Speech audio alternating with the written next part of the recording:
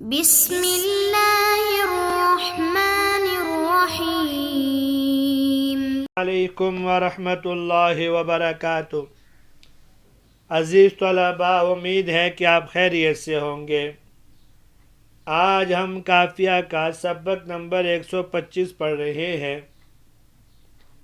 جس کے اندر ہم باقی اسماء ظروف کی تفصیل پڑھیں گے، جن میں لدا ہے، لدن ہے اور قط وغیرہ ہے۔ چلتے اپنے سبق کی جانب۔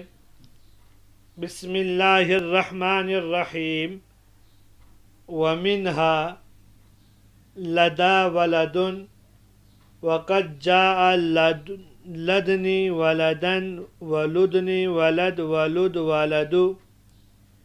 ومنها قط للماضی المنفی وعوض للمستقبل المنفی والظروف المضافة إلى الجملة وإذ يجوز بناؤها على الفتح وكذلك مثل وغير مع ما وأن وأن۔ ترجمہ دیکھ لیتے ہیں۔ ومنها لدا ولدن، اور اسماء ظروف میں سے لدا و لدن بھی ہے۔ وقد جاء لدنی لدن لدنی لد لد ولد، اور اس میں لدنی لدن لدنی لد لد لد بھی آیا ہے۔ ومنها قط للماضی المنفی وعوض للمستقبل المنفی، اور اسماء ظروف میں سے قط بھی ہے جو ماضی منفی کے لیے آتا ہے، اوضو بھی ہے جو مستقبل منفی کے لیے آتا ہے۔ وظروف المضافۃ الی الجملۃ، اور ظروف جب از کی طرف مضاف ہوں، یجوز بناؤہ علی الفتح، ان کو مبنی بر فتحہ پڑھنا جائز ہے۔ وکذالک، اور اسی طرح، مثل اور غیر ہے، مع ما وان وان، ما ان و ان کے ساتھ۔ آج کے درس کے اندر ہم باقی جو اسماء ظروف ہیں، جیسے لدا لدن قط اوضو وغیرہ کی تفصیل پڑھیں گے۔ صاحب قافیہ رحمہ اللہ فرما رہے ہیں ومنها لدا لدن، کہ لدا اور لدن بھی اسماء ظروف میں سے ہیں، اور یہ دونوں عند کے معنی میں استعمال ہوتے ہیں۔ جیسے المال لدا زید، المال عند زید کے معنی میں ہے۔ بس فرق یہ ہے، عند اس وقت استعمال ہوتا ہے جب مال صرف ملکیت میں ہو اور اس پر قبضہ ہو، چاہے وہ فی الحال مالک کے پاس موجود ہو یا نہ ہو، گھر میں ہو، کسی کے پاس امانت ہو، یا کہیں بینک وغیرہ میں رکھا ہو تو آئندہ استعمال کر سکتے ہیں۔ اور لدا و لدن اس وقت استعمال ہوگا جب مال مالک کے پاس بات کرتے وقت اس کے جیب کے اندر یا اس کے ساتھ موجود ہو۔ اور اسی فرق کو بیان کرنے کے لیے ہدایت الناف کے اندر اس بات کو یوں ذکر کیا، الفرق بینہما ان عند لا یشترط فی الحضور ویشترط ذلك فی لدا ولدن۔ اور آگے صاحب کتاب رحمہ اللہ لدا کی یا لدن کی جو باقی اس کی لغات آئی ہیں، باقی اس کو پڑھنے کا جو طریقہ ہے، اس کو ذکر فرمایا۔ تو صاحب قافیہ رحمہ اللہ فرما رہے ہیں کہ لدا اور لدن میں ان کے علاوہ چند لغات اور بھی ہیں، اور وہ یہ ہیں لدنی، لدن، لدنی، لد، لد اور لد۔ ان میں سے بعض لغتوں مثلا لد اور لد کو چونکہ تعداد حروف میں حرف مبنی الاصل من کے ساتھ مشابہت ہے، اس لیے مبنی ہیں، اور دوسری لغات کو مبنی ہونے میں ان پہ محمول کر لیا گیا۔ وَمِنْهَا قَطُّ،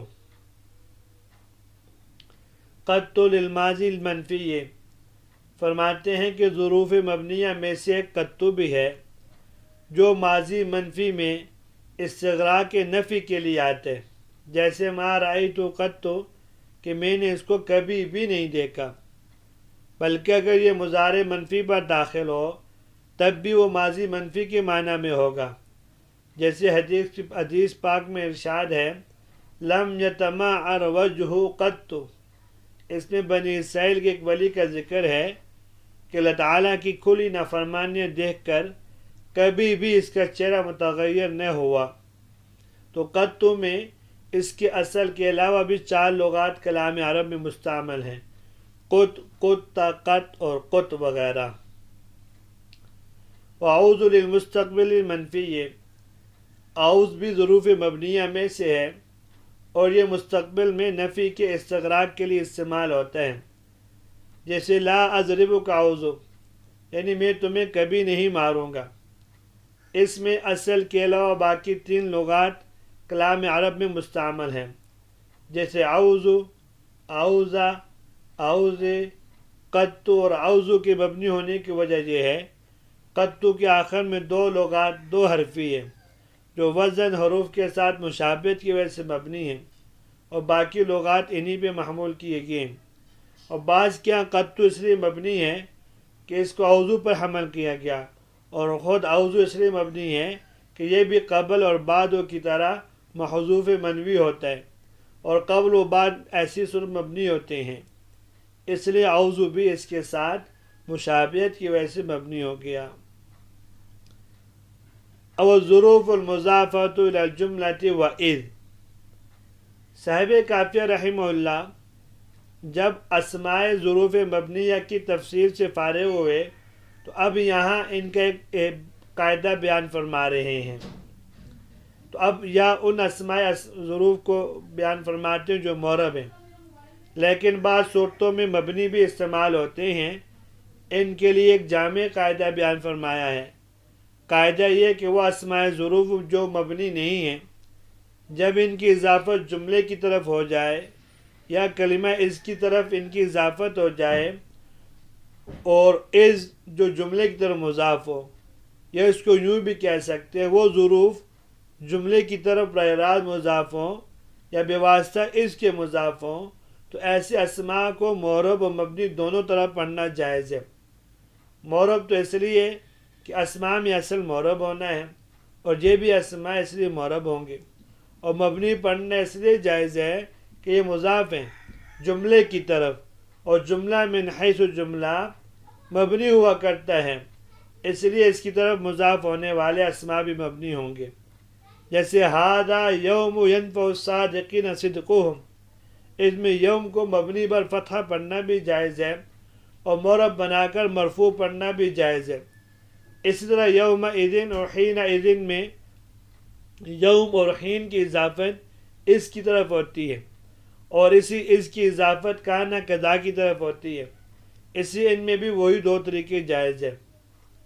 وَكَذَلِكَ مِثْلُ وَغَيْرُ مَا مَا وَأَنْ وَأَنَّ، صاحب کتاب فرماتے ہیں کہ لفظ مثل اور غیر کے بعد اگر ما، ان اور انا میں سے کوئی ایک آ جائے تو اس صورتوں میں بھی ان میں 2 صورتیں جائز ہیں، یعنی اس کو معرب پڑھنا بھی جائز ہے اور مبنی پڑھنا بھی جائز ہے۔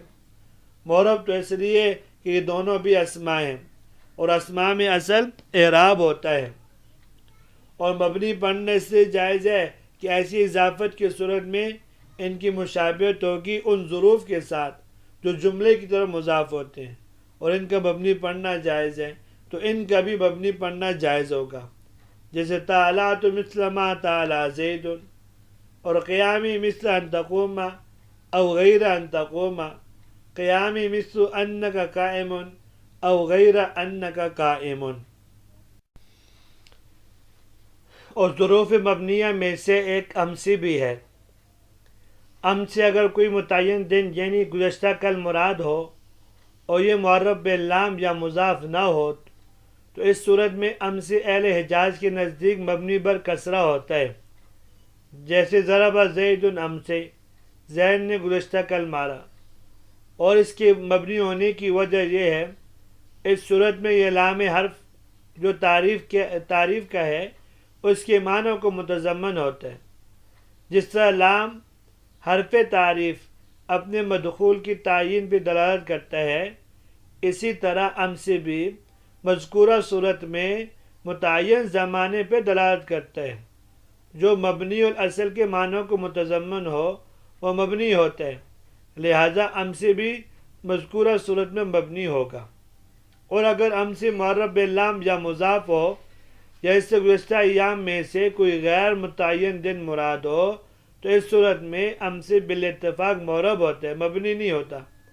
جیسے مضا امسنا، مضا الامس المبارک، کل غد سائر امسا. اور مثل اور غیر کو جہاں صاحب کتاب رحمہ اللہ نے ذکر کیا ہے، یہ مثل اور غیر یہ ظرف نہیں ہے، لیکن چونکہ ان کو ان ظروف کے ساتھ مشابہت حاصل ہے جو جملے کی طرف مضاف ہوتے ہیں، اس سے صاحب کتاب رحمہ اللہ نے ان کو یہاں ذکر فرمایا ہے. یہاں تک الحمدللہ اسماء ظروف کی تفصیل ختم ہوئی اور بلکہ مبنی کی 8 اقسام مکمل ہو گئی. امید ہے کہ آپ کو آج کا سبق بھی سمجھ میں آ گیا ہوگا. اجازت دیجیے، کل حاضر ہوتے ہیں نئے سبق معرفہ اور نکرہ کے ساتھ. اللہ تبارک و تعالی ہم سب کی حامی و ناصر ہو. السلام علیکم ورحمۃ اللہ وبرکاتہ.